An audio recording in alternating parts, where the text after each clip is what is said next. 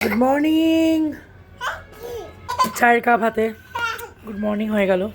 ঠান্ডা পড়েছে বলার মতো না, যদিও আমি ভীষণ শীতকাতুরে নই, মানে সারা শীত মানুষ আমার গায়ে সোয়েটার শল দেখতে পায় না।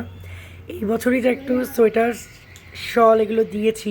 আজকে রোদটা ভালো উঠেছে, তো আমি গাছের মাটিগুলোকে শুকনো করে রেখেছি, দুদিন জল দিইনি, কারণ আজকে আমি গাছের সাথে একটা কালা জাদু করব, সেটা তো তোমাদের দেখাবো।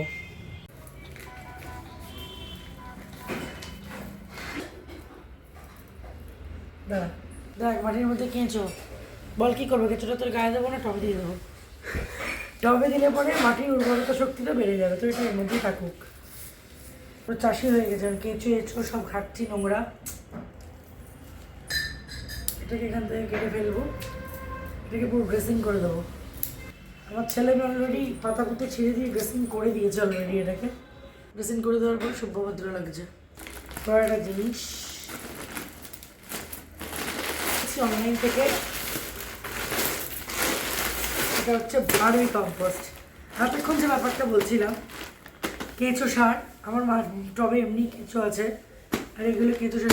ভার্মি কম্পোস্টটা ভীষণ ভীষণ ভীষণ ভালো জিনিস, যা গাছের পক্ষে খুবই ভালো।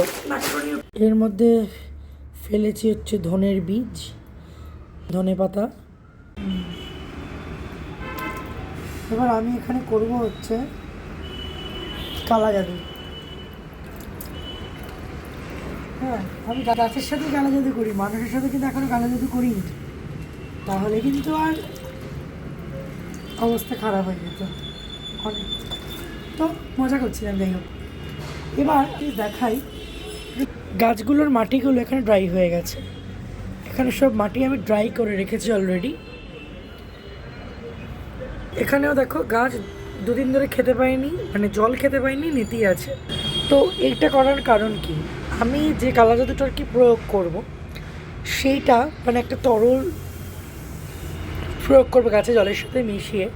আমি যদি ওকে জল থাকা অবস্থায় এটাতে দিই, তাহলে সেটা ওর জন্য ভালো হবে না, মানে ও সঠিকভাবে ওটাকে গ্রহণ করতে পারবে না, মানে অ্যাবজর্ব করতে পারবে না মাটিটা ভিজে থাকলে।